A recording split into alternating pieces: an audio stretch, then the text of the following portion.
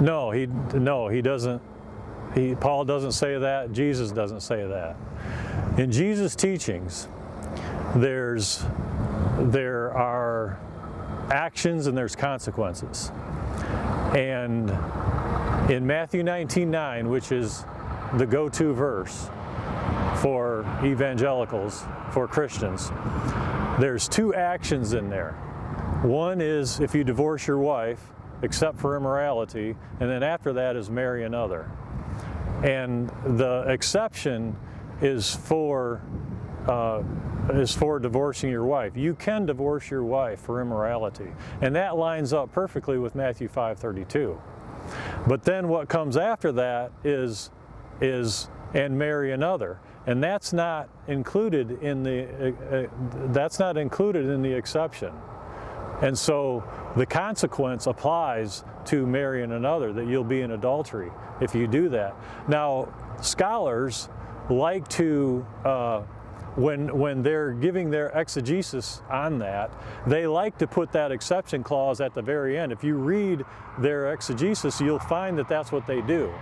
And if even some of the newer Bible translations, like the New Living Translation, does exactly that. It puts the exception clause at the end of the verse. It reads roughly something like this. And I'll tell you, if a man divorces his wife and marries another, he commits adultery, unless the wife is unfaithful. So they put that exception at the end, which is where they want it.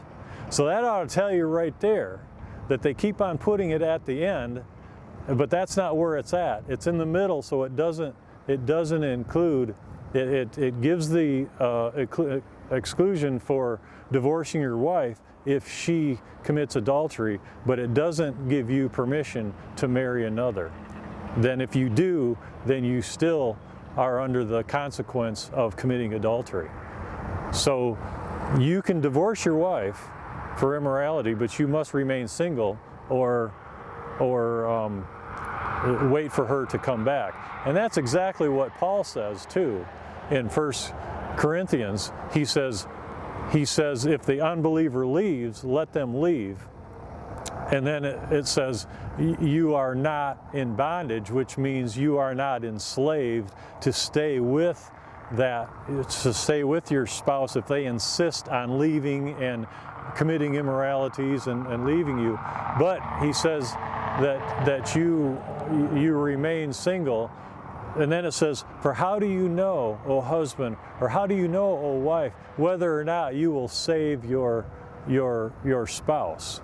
Well, if you go out and remarry, how are you going to save your spouse? How are you going to be able to offer forgiveness to your wayward spouse if you're married to somebody else? It doesn't make any sense, and it doesn't represent what Jesus wants represented in the marriage covenant.